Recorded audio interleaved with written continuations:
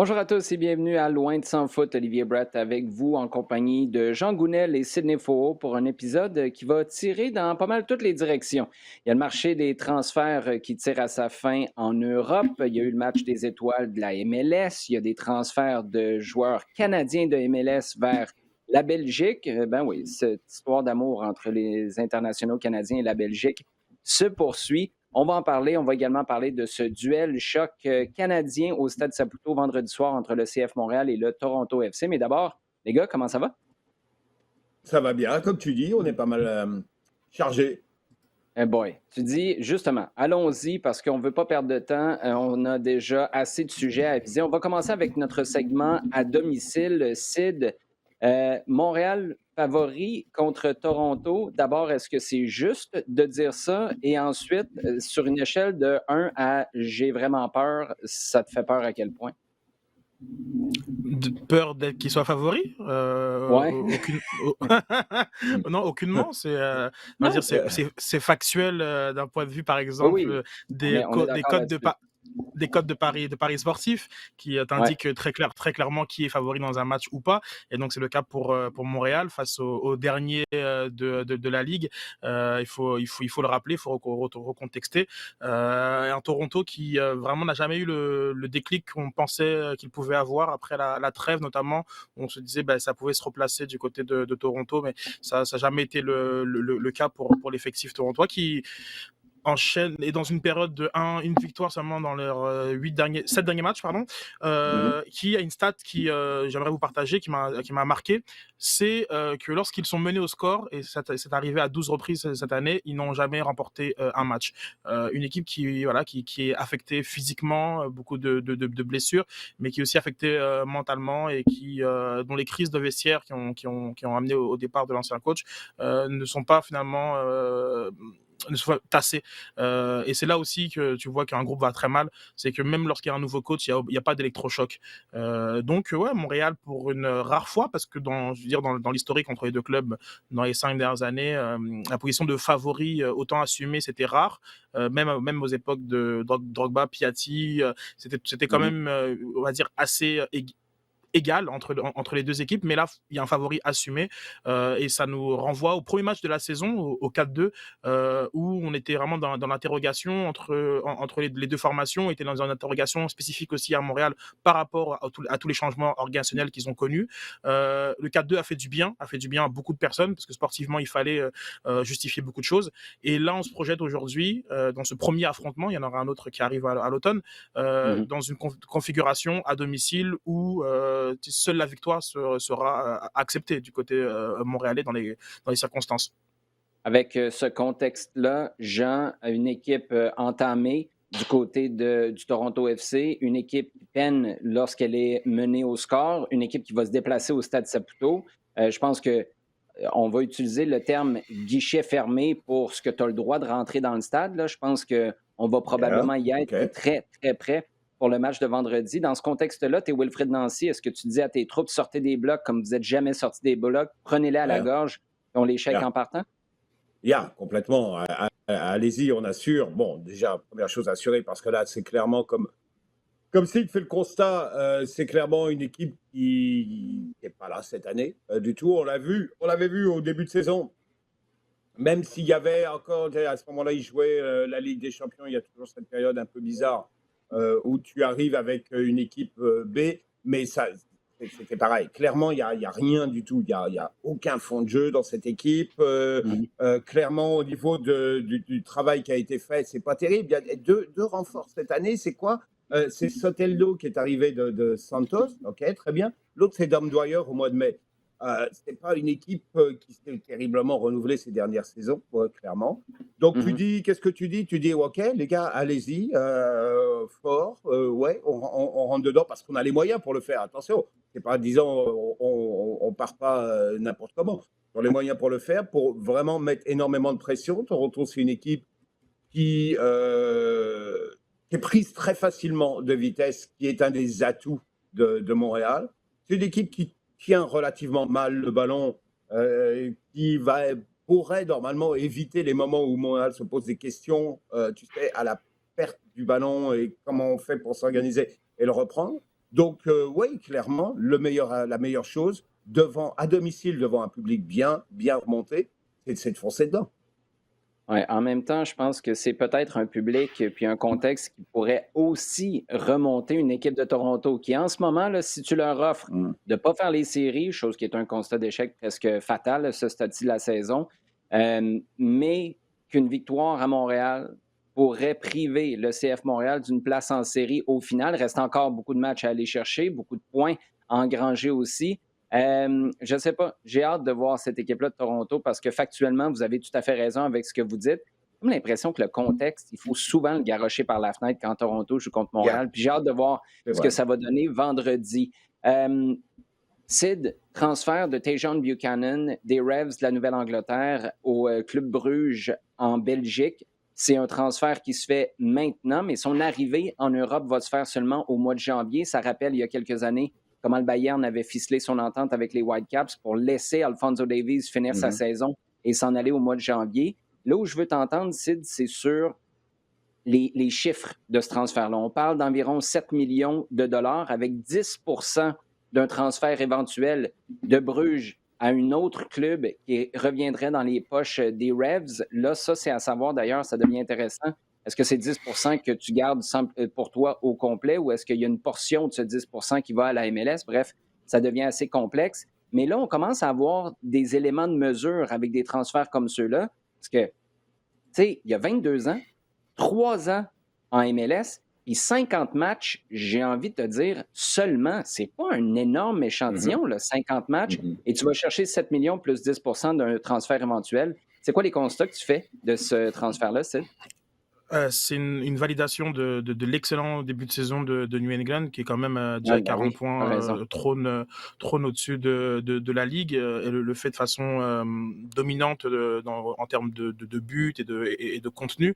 Donc bravo à Bruce Arena pour ce qu'il a fait. Mais surtout, lorsqu'il y a eu une vitrine continentale, il a répondu présent, Buchanan. C'est le grand gagnant de la Gold Cup. Il a été élu meilleur jeune de la compétition, a marqué contre le Mexique. Il a montré des choses avec un tel flair, parce que c'est vraiment le mot qui me vient en tête. On a une discussion lorsqu'on parlait un petit peu de Mihailovic, qui avant son but d'ailleurs, hein, comme d'habitude, on se fait toujours avoir en tant qu'analyste. Mais c'est vrai que voilà, ce petit quelque chose là qu'il y a chez Buchanan et qui continue en fait à chaque fois que les yeux sont braqués sur lui, à toujours répondre présent. C'était pareil sur le but de la tête. Je pense que contre Toronto, non, c'était comme au match précédent qui marque de la tête. Je pense que c'est contre Miami, si je me trompe pas, but après but, passe après passe. Là, il a 6 buts, 7 passes, mais c'est assez impressionnant à quel point Buchanan, il explose tout. Et on a un club qui a été quand même assez ouvert à l'idée de le vendre. Je crois que les rumeurs datent de plusieurs semaines, et l'attitude de New England, j'ai trouvé très accueillante sur l'idée que son destin s'écrit ailleurs, et très rapidement. Bruce Arena, il s'est jamais caché de ça. Il a eu, lorsque j'avais écouté la conférence de presse qui précédait le match contre New England Revolution, une question lui a été posée dessus. Et en toute transparence, il expliquait que oui, il y a des offres, on va pas commenter les rumeurs, mais en même temps, on est complètement ouvert à ça. Et c'est là où je vois que il y a des clubs qui sont très très à l'aise par rapport à ça. Mais au niveau du montant, moi je pense que ce qui m'intéresse le plus, c'était le 10% à la revente. Je crois que les clubs MLS, ils ont compris que en tant que position un peu de tremplin, c'est le meilleur levier qu'ils ont. Donc s'il nous fait un parcours un peu à la Jonathan David, parce que c'est assez évident quand tu vois, voilà, Belgique, peut-être France, ou lui, je pense qu'il ferait peut-être Belgique, Allemagne. Il y avait beaucoup de rumeurs du côté de Francfort ou ailleurs. Ce 10%, il va être très important. Parce que ça, s'il y a s'il y a des clubs qui négocient encore mieux que New England, eh ben là, tu vas récupérer une partie de la mise. Donc, très intéressant du côté de Tajon Buchanan, qui pourrait, bon, après, ça, c'est un stretch, mais jouer la Ligue des Champions si le club rouge se retrouve dans la phase éliminatoire à partir du mois de janvier. Mais bon, ce sera déjà acté au moment où lui il signera, il saura si ce sera Ligue des Champions ou peut-être, pourquoi pas, Ligue Europa si ils accrochent la 3e place. Coudon, tu viens-tu de sortir tes écharpes du Club Bruges, toi, là? Mais Ouais. tout comme Jonathan David à Lille, forcément, en fait, tu commences à avoir des allégeances un peu partout parce que tu veux suivre l'équipe nationale qui je t'ai écouté encore une fois, ouais, c'est 9 à 9, je le répète, mais quand on parlait du Unattached FC, c'est fou de voir Mhm. aujourd'hui, voilà, c'est tous ces kids Ouais, on qui est jouent ailleurs. ah non, c'est le jour et la nuit, et c'est plaisant, c'est très très plaisant. Ouais, là, repars-moi pas sur les commentaires de Victor Montagliani, s'il te plaît, Sid. Ouais. On aurait pour 2 heures juste pour donner un petit peu de contexte, là, parce que tu as ouvert la Yes. porte puis les gens vont se demander de quoi tu parles s'ils n'ont pas entendu l'émission. Comment résumer ça? Victor Montagliani est un Canadien qui est à la tête de la CONCACAF, qui est allé sur la plateforme One Soccer, qui est la plateforme exclusive. Je le fais en accéléré parce que c'est pas agréable pour moi en ce moment.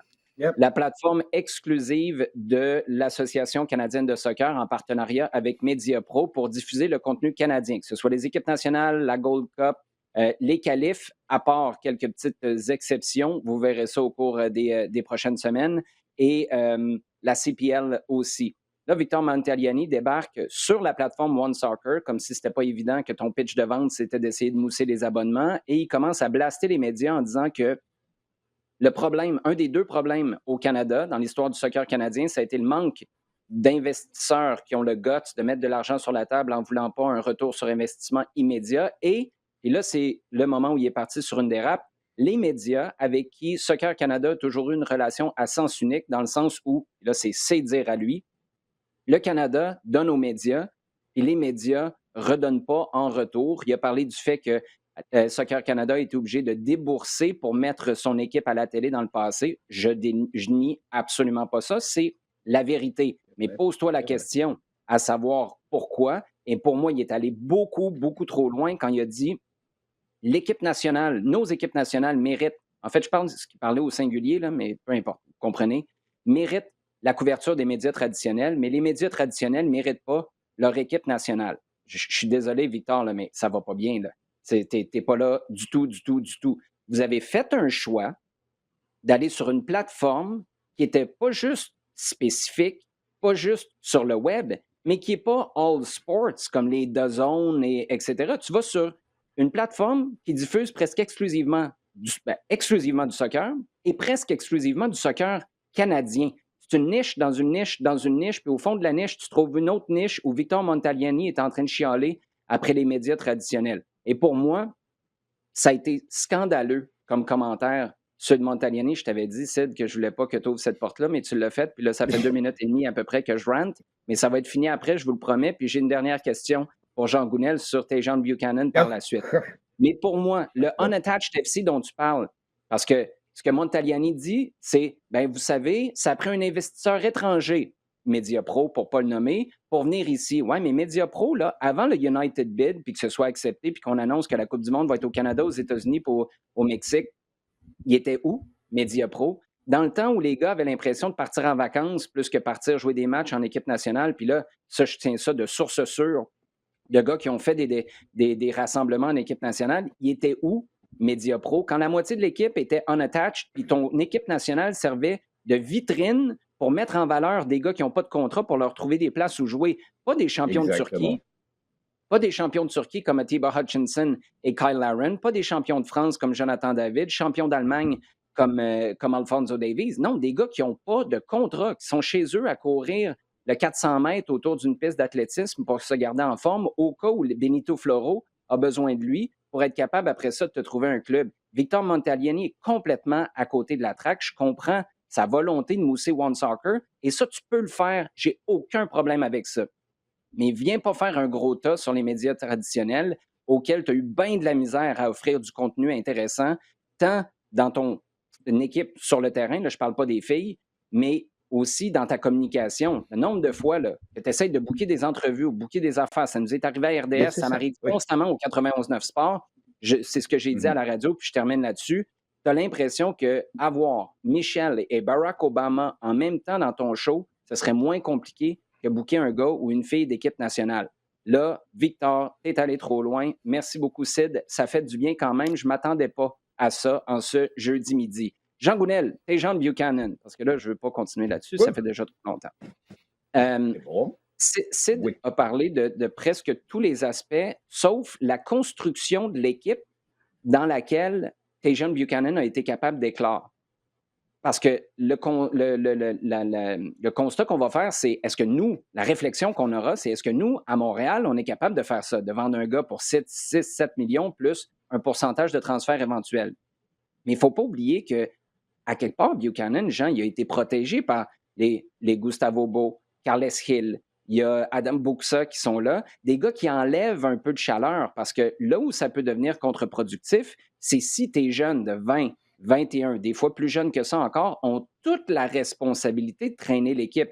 Là, tu n'es pas vraiment dans une dynamique où tu te dis, hey, je vais essayer des choses, je vais être moi-même, je vais juste m'éclater, puis ça donnera le résultat que ça donnera en espérant que j'exploite mon plein potentiel. Tu es aussi en train de te dire, hey, c'est moi qui ai la responsabilité d'être un leader dans cette équipe-là. Donc, sur la prochaine année, ça va être intéressant de voir comment Olivier Renard va aller chercher des vétérans, ce que Bjorn Johansson devait être ou devrait être éventuellement s'il est capable de remettre le train sur les rails. Mais écoute, d'abord, hein, tu parles, oui, j'aime ton profil de joueur. J'aime bien, ça fait penser un peu à Cal Laren à un moment où il y a eu beaucoup d'attentes sur lui C'est vrai. et trop clairement, ça a été trop. Il a un petit peu disparu et là, le voir réapparaître dans un autre environnement où justement cette pression-là n'existe pas vraiment, en tout cas est déplacée, semble lui donner un nouveau départ. Pour ce qui est de Montréal, clairement, c'est c'est quelque chose à regarder. Qu'est-ce que tu veux? Tu veux être capable de pouvoir pousser des joueurs, les amener dans ce genre de conditions-là. Oui, encore une fois, c'est vrai que du côté de Nouvelle-Angleterre, Arena avait trouvé des joueurs capables de tenir et d'être les joueurs porteurs et d'amener l'équipe à un certain niveau pour ensuite que les joueurs, je dirais, entre guillemets, complémentaires puissent s'exprimer bien. Et on le Exact. voit d'ailleurs la saison dernière, quand Nouvelle-Angleterre, petit à petit, trouve une assurance et une identité dans le jeu, parce qu'ils venaient de loin quand même. Hein. Ah oui. Justement, avec Gill, avec Beau, Bouchard. Et petit à petit, c'est une équipe qui a pris vraiment une identité, une confiance et des certitudes dans sa façon de jouer et qu'ensuite, ça a été clairement beaucoup plus facile. Buchanan, on le voit vraiment arriver sur la dernière partie de la saison l'année dernière, enfin, de façon vraiment claire et on se dit, OK, là, il y a quelque chose vraiment chez ce gars-là. Et Ouais. oui, c'est un petit peu l'objectif. Idéalement, c'est ce que tu voudrais arriver. Clairement, oui, amener que tes joueurs soient les joueurs qui tirent vraiment et que ensuite, ponctuellement, ici et là, tu aies des joueurs qui soient capables de grimper d'un niveau, te mettre à celui justement de ces joueurs phares et d'accompagner pour comment dire, franchir ce palier, pas simplement te qualifier, mais faire quelque chose de bien en série. Ouais, et là, pour une énième fois, pour pas dire une 150e fois, Bruce Arena, je m'excuse. J'avais l'impression qu'on allait ramener un dinosaure en MLS quand tu es revenu en Nouvelle-Angleterre. Je suis désolé, fois 1000, j'étais dans le champ, j'ai rien compris de ce qu'un gars comme lui peut savoir sur la MLS et surtout comment il est capable d'évoluer dans sa manière d'assembler des joueurs, de s'ajuster aux nouvelles réalités de la MLS, que ce soit les transferts, les masses salariales, tous les règlements que Bruce Arena connaît évidemment très bien. Donc, encore une fois, mea culpa, monsieur Bruce Arena. Temps additionnel maintenant, Sid. Là, on y va avec la une sensationnaliste ou... ouais, on va y aller avec la une sensationnaliste. C'est fini entre Pep Guardiola et Manchester City. 3 petits points en 2023. Oui, ouais, c'était vrai hier, c'est vrai aujourd'hui. C'est tout simplement la date d'échéance de la fin de son contrat. Maintenant, il y a une déclaration de sa part qui remet ça au centre de l'actualité, où il indique clairement qu'il pense à prendre une sabbatique et viser de coacher une sélection, donc ce soit sud-américaine ou soit européenne. Bon, hein, comme ça a l'air large comme ça, mais lorsqu'on fait l'exercice, il n'y a pas beaucoup de sélections qui correspondent à Pep Guardiola. Mais très intéressant le fait Mais tu le verrais où? Excuse-moi, Sid, je t'interromps parce que tu le verrais où dans ce cas-là? Si tu as une liste, une short list à faire. Ben, il y a du côté de l'Amérique du Sud, c'est clairement l'Argentine ou le Brésil. Il avait été Mhm. proposé pour le Brésil et ça s'était pas fait. Je vois pas aller faire quelque chose un peu plus entre guillemets exotique comme le Chili que Bielsa avait fait. Mais tout de suite, c'est des mastodontes. Du côté de l'Espagne, il faudra résoudre la question catalane, si je peux dire. Mhm. Il y a des positions très claires et marquées de Pep Guardiola qui font en sorte que c'est pas certain que l'Espagne soit forcément un bon fit. Les traditions des coachs étrangers, il y a très peu d'équipes. Il y a l'Angleterre et la Belgique qui sont pas une tradition, mais qui ont montré de l'ouverture parmi les très grandes nations pour des coachs étrangers.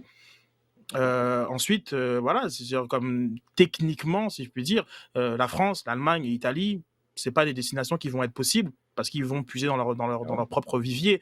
Et lorsqu'on fait, ben, ça fait pas beaucoup d'équipes, parce qu'après pour le reste, on serait vraiment dans du champ gauche, je sais pas moi, type Japon, Qatar, comme on a déjà vu des grands coachs aller sur leur banc, mais est-ce que c'est dans le destin de Guardiola? Je le sais pas. Mais bon, Jean a déjà des noms en tête de coachs Non, non, de gros CV non, je dis après. qui sont ouais. Oui, après ça. Mais donc voilà.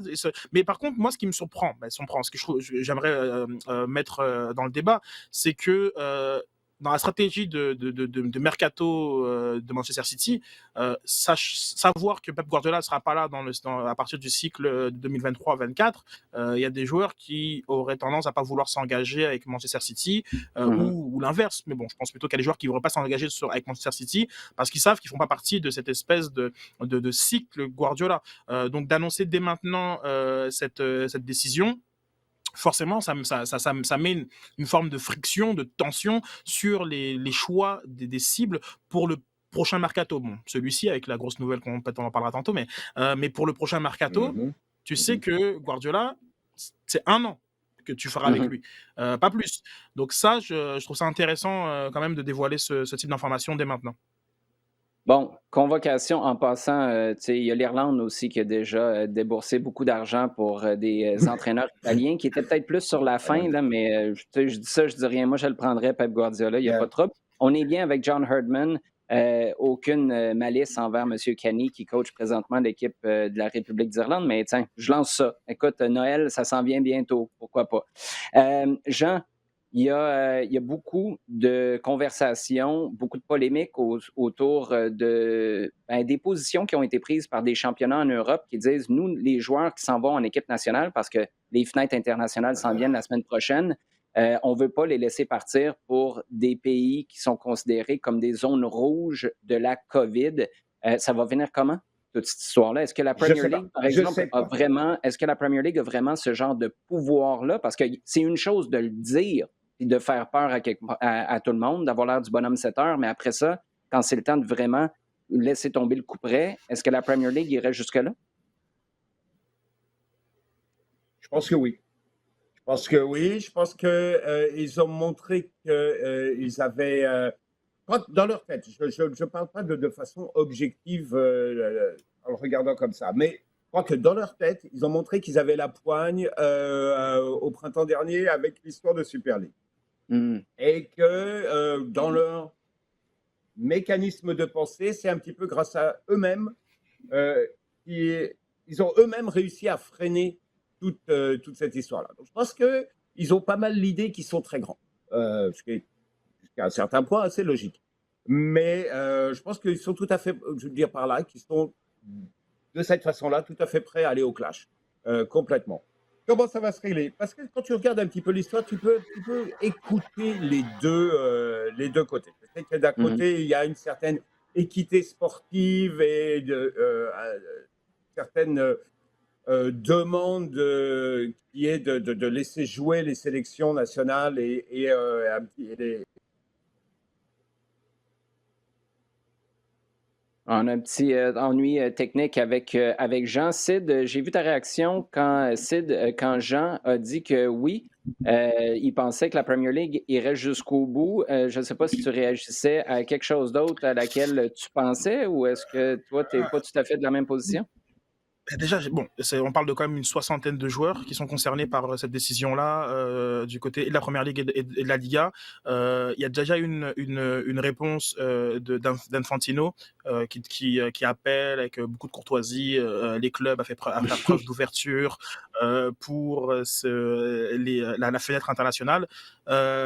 Mais voilà, il y a des règlements qui sont très, très, très, très forts, qui donnent vraiment le gros bout du bâton à la FIFA. Je suis pas certain qu'on veuille aller jusqu'au conflit entre les ligues et l'organisation internationale. Donc, je suis quand même surpris en fait que la décision ait été prise apparemment sans consultation avec la FIFA parce que comme Mm. allait le dire Jean, ils ont les arguments. Il y a des pays qui considèrent à juste titre, il me semble, sur une liste rouge. Il y a des arguments. Maintenant, la plupart des joueurs, par exemple, du côté de l'Amérique du Sud, ont été vaccinés durant la Copa. Les joueurs Mais ont fait la Copa. c'est un très bon point, ça, Sid, parce que c'est le Venezuela, si je ne me trompe pas, à un moment donné, il y avait 14, si ce n'est pas 15 cas de COVID. Ouais. À quelque part, tu ne peux pas vraiment te péter les bretelles et dire que tes mesures sanitaires sont exemplaires si tu as à ce point-là une éclosion dans une équipe. Tu n'as pas de pare-feu à quelque part au cas où tu as un gars qui soit infecté. Puis c'est ça qui inquiète la Premier League. Oui, oui, tout à fait. Donc, c'est comme le cas du Venezuela, c'était vraiment une vraie catastrophe. Cependant, on a beaucoup de Brésiliens, on a beaucoup Mhm. d'Argentins dans ces ligues qui ont participé à la Copa jusqu'au bout, qui n'ont pas été aff- affectés par tout ça. Donc, Ouais. je vois du côté des sélections l'argument de dire ben, on est capable voilà, d'assurer aussi une sécurité. Je crois peut-être que ce qui dérange le plus, c'est d'être pris un peu par surprise. Le communiqué Mhm. a eu lieu hier. La fenêtre internationale, on la connaît, hein, on la connaît Demain matin, là. depuis. Voilà. Donc peut-être que s'il y avait une plus de concertation, il y aurait pourquoi pas une forme de voilà d'arrangement. Et bon, il n'y a pas d'alignement parce que par exemple, je parlais du cas de l'Argentine, mais Paredes, Messi, Di Maria qui évoluent en Ligue 1, bah, eux vont être libérés pour aller jouer. Mhm. Donc je pense que c'est ce côté un peu deux poids deux mesures. Si c'était une position de l'UEFA, peut-être là même je pense qu'elle aurait été encore plus recevable. Là, le fait que ce soit juste une position de la première ligue et ensuite, après, t'as l'impression que la Liga s'est dit, bah, ouais, tiens, nous aussi, tiens, on va les bloquer, les Suarez de ce monde. C'est ça qui rend un peu ça plus compliqué. J'ai pas l'impression qu'ils feront le poids face à la FIFA. Mais c'est là, c'est en discussion en ce moment. Oui, et il y a quelque chose de très politique, j'ai l'impression, là-dedans. Depuis le début, tu sais, la Premier League, c'est gros, c'est un symbole. Il y a souvent eu à Westminster des discussions sur la Premier League. Puis c'est comme si ça s'est imbriqué à quelque part dans toute la conversation en Mmh. Angleterre, en Grande-Bretagne, en fait, sur la COVID, la pandémie, les déplacements. Là-dedans, tu mêles le Brexit aussi, où il y a encore des stigmates de ça. Bref, c'est très complexe. Puis je pense que l'aspect politique, il est peut-être un peu plus fort, pas de manière générale, mais parce que tu parlais de la Catalogne puis de Pep Guardiola Mmh. en Espagne, là, mais en ce moment, je pense que les deux sont vraiment interreliés, puis c'est ce qui fait qu'on prend une position comme celle-là du côté de l'Angleterre. Parlant de situation. Oui, vas-y, Sid. Petit détail, excuse-moi, c'est que c'est aussi comment on va justifier les décisions prises. Il y a de grandes chances, je me projette, mais il y a de grandes chances que les justifications que tu emploies aujourd'hui pour empêcher le déplacement de ces joueurs-là, en janvier, soient les mêmes du côté de la CAN. il y a Mhm. de grandes chances que, Tout à fait. genre comme que le Cameroun, qui sera le pays hôte, soit dans la même situation aujourd'hui qu'elle ne Mhm. sera au moment où tu devras décider que est-ce que j'empêche Mohamed Salah d'aller rejoindre l'Égypte, est-ce que j'empêche Sané d'aller rejoindre le Sénégal, etc., etc. Donc Mané, pardon. Genre comme c'est là où les arguments que tu vas amener sont extrêmement importants, Mhm. parce que ça fera cas de jurisprudence pour d'autres situations. Jean? Mm. Oui, la CAF d'ailleurs, je pense qu'elle est tout à fait alignée là-dessus parce qu'elle a sorti déjà un communiqué en disant que la situation qui a amené la mise de plusieurs pays sur la zone rouge est vraiment exagérée. Il n'emploie pas ce terme-là, mais que la situation est moins dramatique que énoncée, si tu veux, dans le discours du gouvernement anglais, par exemple. Et je pense qu'il y a déjà cette réflexion-là qui est de dire mettez les choses un petit peu à une juste mesure aussi. Pour un dernier mot, juste, je suis désolé, j'ai été coupé à un Non, moment pas de là, dans la problème, vas-y. discussion.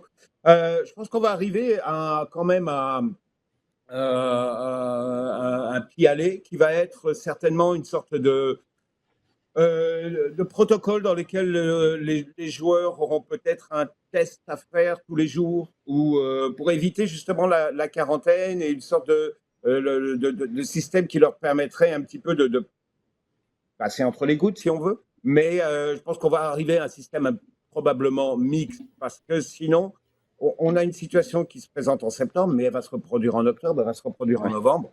La CONMEBOL a rajouté, tu sais, qu'il y avait 2 journées de match qui avaient sauté au mois Mhm. de mars et Ouais. que la CONMEBOL a rajouté là, c'est-à-dire que là, au lieu de jouer 2 matchs en septembre, 2 matchs en octobre, ils vont jouer 3 et 3. Ce qui fait que la durée de leur break international, elle va être de 11 jours au lieu de 9. Mhm. Ce qui repousse encore les problèmes au niveau de quand ils vont revenir en Europe.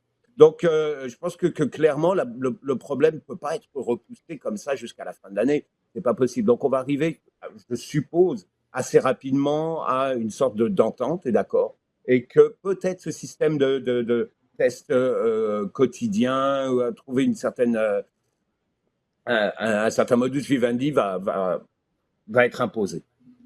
Si on revient maintenant sur les événements déplorables, on va les appeler comme ça, on pourrait y aller pas mal plus fort dans les qualificatifs. C'est à Nice, entre l'OGC Nice et Marseille, des bouteilles qui ont été lancées sur le terrain. Dimitri Payet qui lance à son tour des bouteilles vers les estrades. Les joueurs, les supporters plutôt, qui débarquent sur le terrain.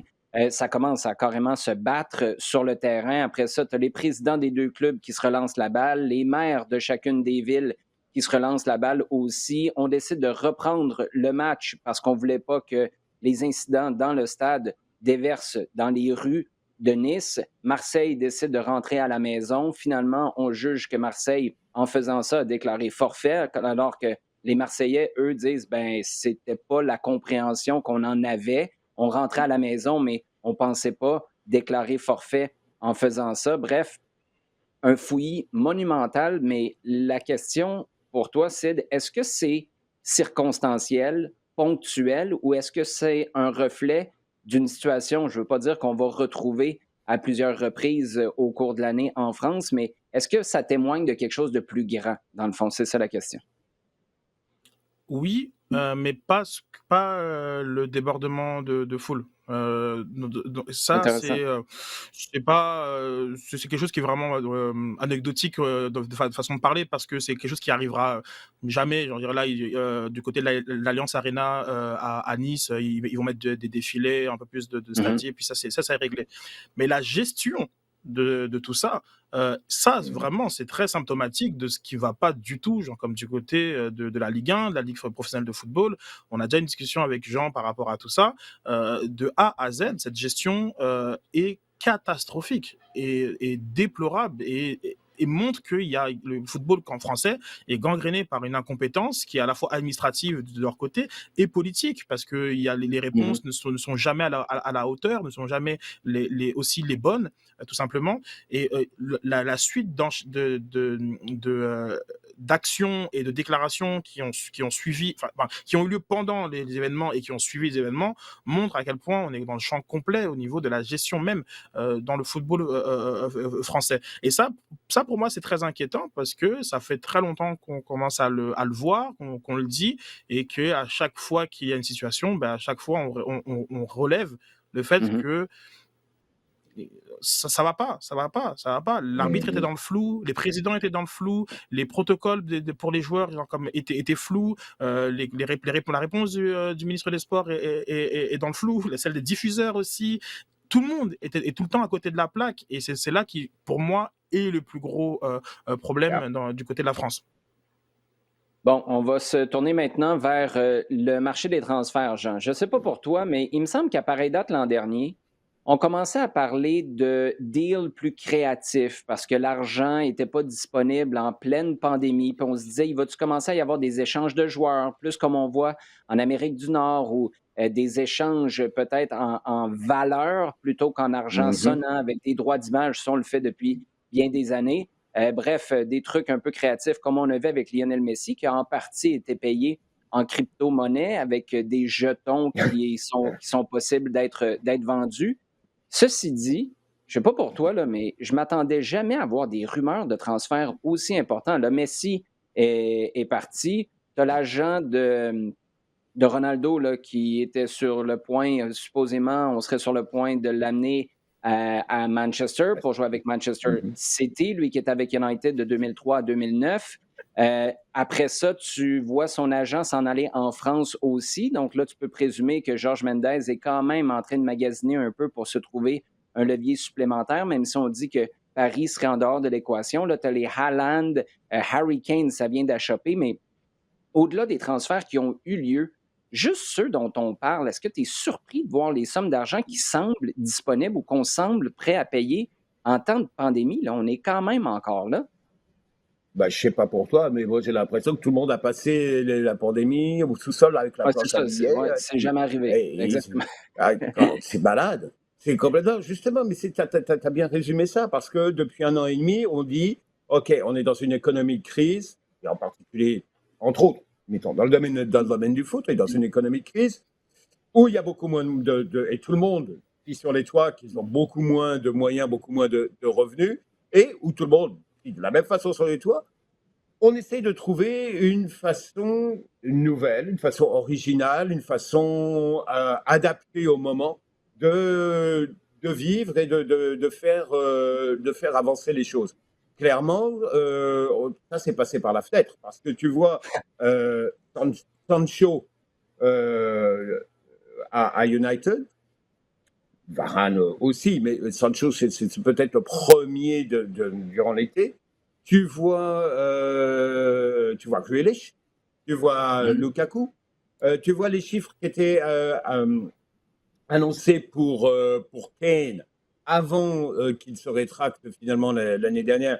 Mais tu dis, OK, c'était quoi? Ça tournait aux alentours de 200, si tu veux, c'était entre 200 millions que Manchester, ou 180 millions que Manchester City était prêt à mettre, et 250 millions de dollars que Tottenham demandait. Clairement, c'est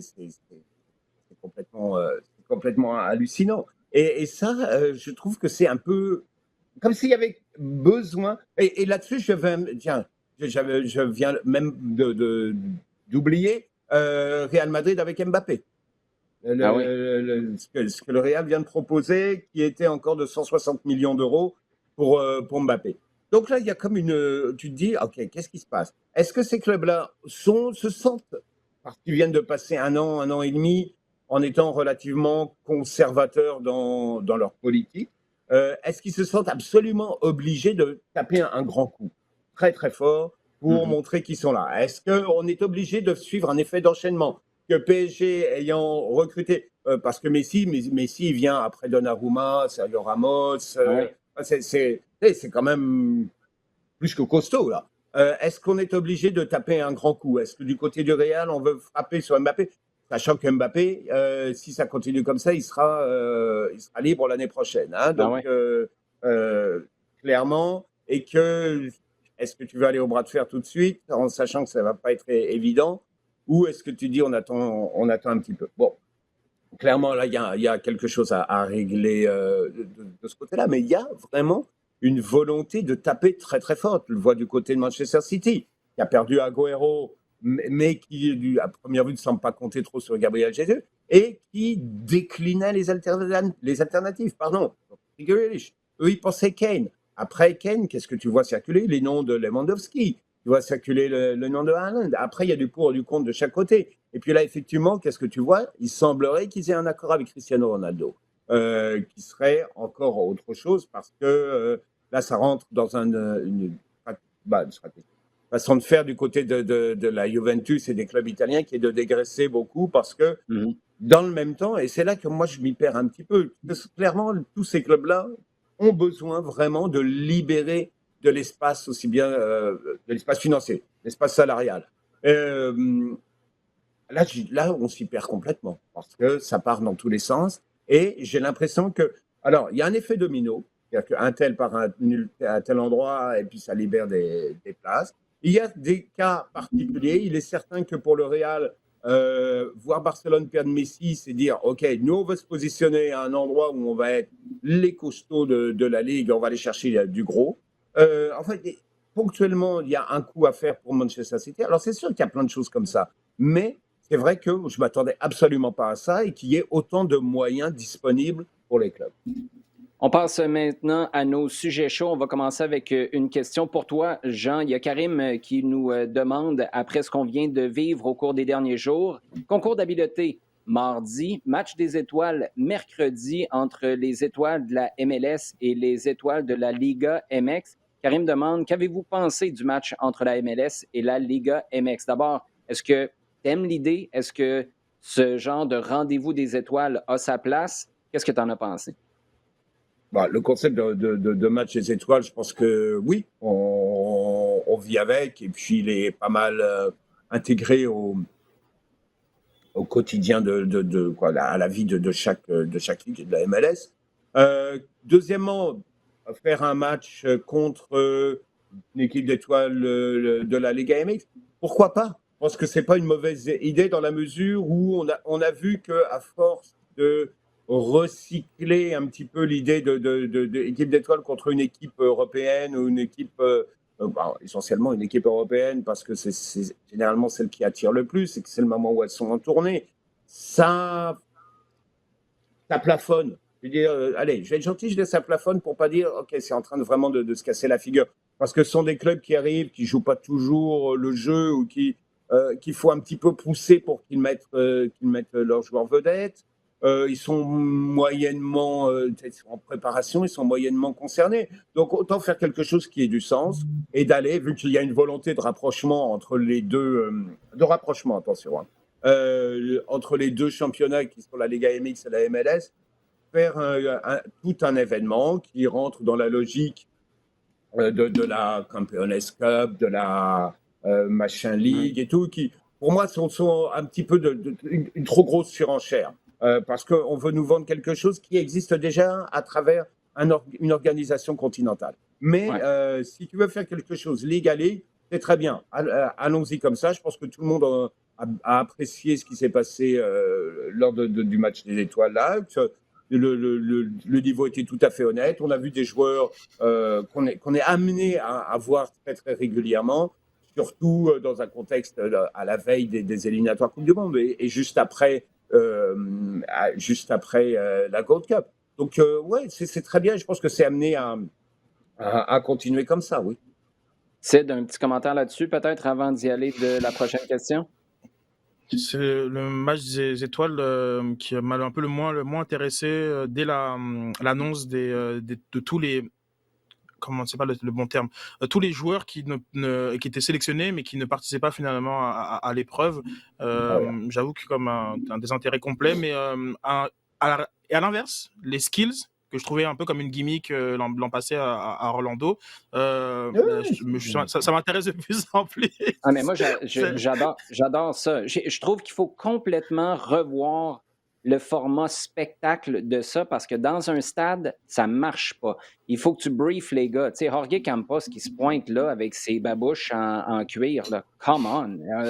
Il y a comme quelque chose qui n'a pas été assez réfléchi. Mais moi, je suis comme Non. toi. Tu me forces à choisir entre le skills contest, le concours d'habileté ou le match. Écoute, ça prend pas une demi-seconde que je choisis le concours Ouais. d'habileté, mais mon choix, ce serait de l'avoir. Tu sais, souvenez-vous les pubs de Nike dans le temps là, où c'est Wayne Rooney, je pense, qui faisait du street soccer, puis là, tu avais ça dans un hangar, c'était sombre, mais tu sais, c'était vraiment léché pour que ce soit compact, vivant, Yeah. percutant. Je pense que tu Yeah. as vraiment le potentiel de faire ça. Fais-le dans un hangar sombre, avec des jeux de lumière, avec des fans qui sont tout près. Pourquoi pas même avec des fans qui sont capables de se mesurer aux joueurs de MLS et aussi tu n'es pas obligé d'y aller avec tes meilleurs joueurs à proprement dit pour offrir le meilleur show.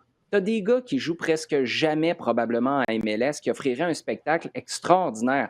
Sid, je ne sais pas ce que tu en penses, mais l'exercice, là, parce que tu avais quoi, 5 ou peut-être 6 jeux, concours. Il y en a un où c'est Mhm. des centres.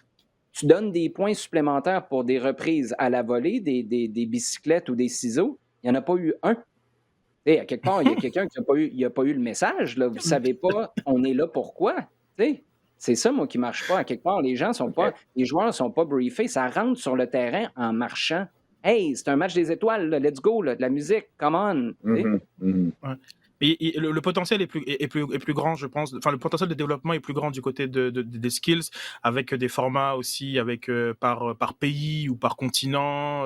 Alors, il y a des choses Ben oui. qui peuvent être intéressantes. Moi, j'aurais beaucoup de plaisir, je pense, à avoir une petite sélection, je pense, les Français de la MLS par hasard, contre voilà, du 5 contre 5. Je pense qu'il y a des choses qui peuvent être faites, mais comme Jean, je respecte la tradition de cet événement qui est voilà, qui est constitutif de la ligue. Mais cette année, je sais pas, peut-être qu'il y a un peu moins de star power, mais ça m'a Mhm. moins cherché. Mhm. Toi, dans le fond, tu es en train de me dire que tu voudrais être le capitaine d'équipe Cameroun, c'est ça? Ouais, exactement, OK, exactement. parfait. Il y aurait une belle équipe africaine qui peut se faire si Non, du côté de mais la MLS. Donc, j'avais jamais Mhm. pensé à ça, Sid, mais tu as raison. Toutes les déclinaisons que Yeah. tu pourrais faire d'une année à l'autre, c'est super intéressant. Justin Carrier, Sid, nous demande est-ce que le CF Montréal va finir plus haut que la 5e place dans l'Est en 2021? non, non, Ça veut dire 5 c'est 4. beaucoup. Ouais. On s'entend que Non, de 5 à 5 7, c'est tu es beaucoup. content? Oui, très content. C'est effectivement, mais non, plus haut que 5, je trouve que ça prendrait une fin de saison que personnellement je ne vois pas pour le moment. Puis on a en haut, je trouve que les équipes sont quand même un peu plus matures dans le jeu, Mhm. ou Ouais. du moins Mhm. Bon, bon. dans la finition. Je trouve Yeah. que on a plusieurs à chaque fois. Plusieurs joueurs enfin, tous les problèmes de finition et d'attaque qu'on parle assez régulièrement au podcast semblent régler du côté des autres équipes qui sont pas dépendants de la forme de un ou deux joueurs. Donc, c'est ambitieux, plus que 5. On a failli faire une émission complète sans parler des problèmes en attaque du CF Montréal, mais c'est correct, Sid. On va te permettre cette petite parenthèse-là. Sid, on va y aller avec toi encore pour la prochaine question, celle de Pascal Blais. Qu'arrive-t-il avec Balou Tabla? Allons-nous le revoir dans la formation en 2021? Alors, il s'entraîne avec le groupe et avec Contact depuis la semaine passée. Il y avait une rechute dans son cas où il avait un peu disparu de ses entraînements avec Contact. Il travaillait beaucoup avec Jules. Donc aujourd'hui, il est, comme Wilfried Nancy aime à dire, il est à la disposition de l'équipe puisqu'il s'entraîne avec le groupe. Dans le contexte où la Paladine est blessée notamment et qu'on sait que les Pistons sont extrêmement sollicités dans le système actuel, je vois Balou Tabla rejouer. On parle quand même de situations où le club va jouer une fois tous les 3 jours dans 2 fenêtres en septembre et en octobre. C'est compliqué de se passer de joueurs. On a vu Zouir jouer, on a vu Bahia aussi prendre des minutes. Moi, je pense que Balou Tabla va jouer parce que il est apte, c'est ce qu'il est. Une autre question, la mienne, celle-là, Sid. Est-ce que tu le vois parce que tu viens de souligner le rôle des Pistons? Est-ce que tu le crois capable de jouer là? D'abord, en raison des exigences physiques pour un gars qui reviendrait. Je comprends que tu n'es pas en train de dire on le fait jouer les 90 minutes dès le départ. Là. Ce ne serait pas ça le scénario, évidemment. Mais puis en termes de responsabilité défensive, souviens-toi, au début de la saison dernière, c'était quoi? C'était en Ligue des champions CONCACAF. Yeah. Il avait complètement échappé son gars dans la surface de réparation. Est-ce qu'il est assez fiable, tu penses, dans les deux sens du jeu, Sid, pour lui donner des minutes, ne serait-ce qu'en fin de match, dans un rôle comme ça? C'est sûr que comme avec Team Canada, c'était plus, c'était un peu différent, mais il était utilisé comme un ailier par Biello et Herman. Donc, je crois que je parle durant le tournoi de préqualification Oui. pour les Oui. Jeux Olympiques. Donc, il était utilisé dans cette zone. Maintenant, dans le profil, c'est celui qui pourrait potentiellement être un backup de Torres. Donc à ce moment-là, Ouais. tu le verrais dans un rôle de deuxième attaquant un peu plus libre. Mais bête et méchant, si c'est piston ou rien d'autre quasiment pour lui actuellement. Oui. Ça va être très intéressant à surveiller. Quand tu parles de backup pour Torres, c'est sûr qu'un gars comme lui, là, en santé, tu lui donnes le ballon dans un match où il faut que tu provoques, balle au pied. C'est un gars qui est capable de faire des dommages. Là, il va encore vite. La question est de savoir, est-ce que l'éthique de travail va être suffisante pour le ramener au top? 2, est-ce qu'il va rester en santé assez longtemps? Et 3, à partir du moment où tu le mets sur le terrain, est-ce qu'il est capable de s'ajuster tactiquement? Parce qu'on en demande beaucoup à ces gars-là cette année en termes de responsabilité avec et sans le ballon. Ça va être fascinant à suivre d'ici la fin de la saison. On finit avec une dernière question pour toi, celle-là. Jean, il y a Marco Telohuro qui nous demande, après Alphonso Davies, Tajon Buchanan, qui serait votre choix comme candidat, comme prochain Canadien à se faire transférer de la MLS vers le vieux continent? Relativement, donc un joueur relativement jeune, qui est sur une courbe ascendante, qui intègre l'équipe nationale.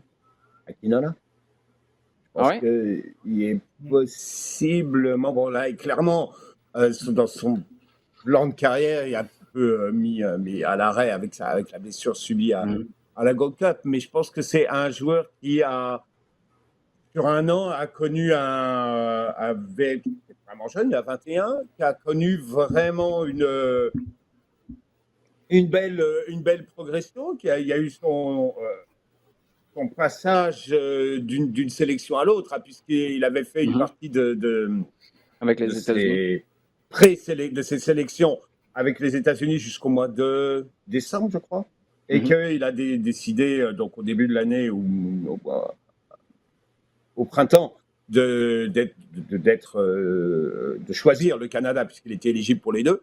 Je pense que lui, il pâtit aussi un petit peu de la situation à Toronto. Bon, il a pâti de la situation à Toronto, donc je pense que ça va être probablement un joueur vers lequel le club... je pense que c'est un joueur que le club va vouloir monnayer probablement, ou en tout cas faire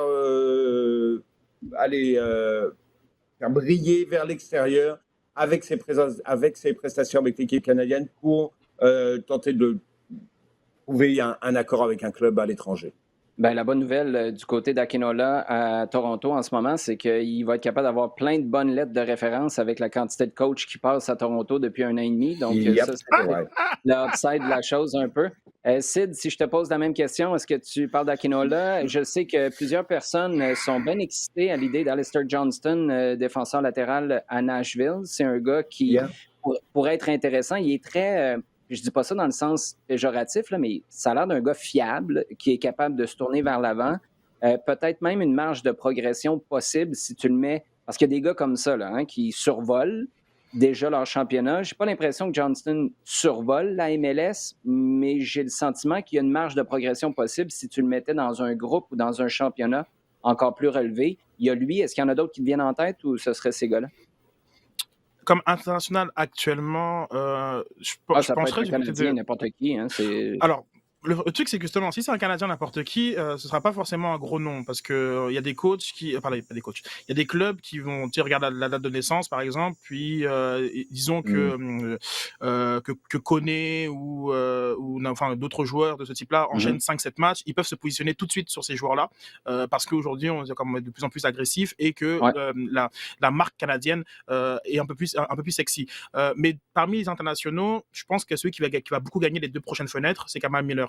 Le Canada arrive à faire un bon Bonne parcours, qualif. enfin un bon parcours, Ouais. ouais, des bonnes qualifs. Yeah. Lui, tout de suite, il peut attirer l'attention parce qu'il dégage aussi quelque chose. Il a une puissance physique, il a une assurance dans son football qui fait qu'il peut être intéressant. Encore, bon, lui, c'est voilà, il a à la limite parce qu'il a 24 ans, je crois, mais lui peut vraiment gagner des 2 prochaines fenêtres de qualification pour la Coupe du Monde au Qatar.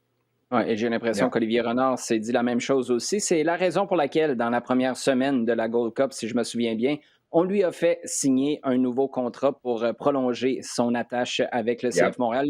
Les gars, dans la prochaine semaine, on va commencer par toi, Jean. On surveille quoi? Tu sais, Brantford, là, tu nous avais même pas parlé d'eux autres quand ils ont joué leur première semaine, leur première journée de championnat en Premier League. Ils ont battu Arsenal 2-0. Ça a été une grande déception dans le dernier mois, en ce qui me concerne. Là, tu surveilles quoi? C'est pas obligé d'être Brantford, mais si c'est Brantford, on va être bien Non, content. non, je vais changer un petit peu quand même.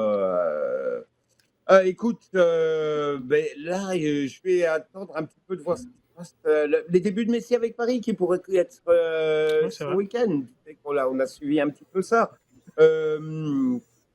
Sinon, bah, écoute, ouais, on va voir comme on disait en tout début d'émission, comment Montréal va entamer son match contre Toronto. Ah oui. Ça va être intéressant.